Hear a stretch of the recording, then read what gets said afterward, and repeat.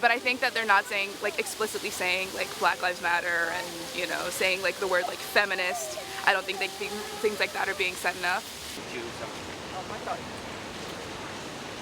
I feel like in the debate itself, it didn't touch enough on topics for young people, and it didn't even, like, touch up on topics, like, about, like, racism, about women's rights, about Syria.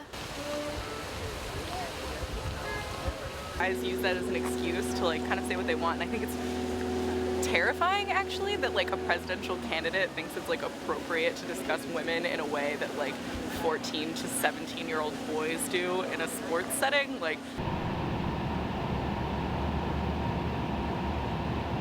I think we all knew he was a misogynist all along. So for me, that was just kind of another, like, oh gosh, he did it again.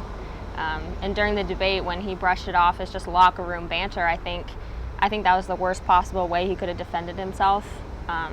He didn't apologize, or he did, but when he did, he said, "I'm sorry to those who are offended."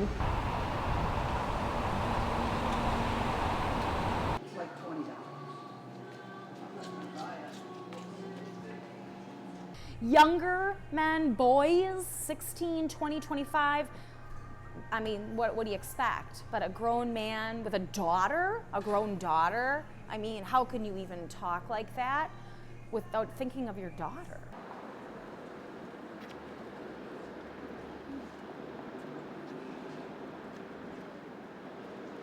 A little surprising to me that they didn't withdraw support earlier. I mean, this is just another piece of straw on the camel's back, so to speak. You know, I mean, he's done so many things that people have just forgiven and looked the other way on, that I am kind of surprised that this particular thing is making people react more quickly. But I think that's good. You know, we can't keep allowing him to act like a 3-year-old who didn't get his dessert. The concept that men can get away with these things, that they can have a specific place where they can be sexist, where they can uphold these, like, having it be okay to sexually assault someone. So even that as an escape is just, it's not an excuse. And he didn't even talk about it. He pivoted, he talked about ISIS, he made no sense. And, like, Donald Trump the entire time, he reminds me of an abuser.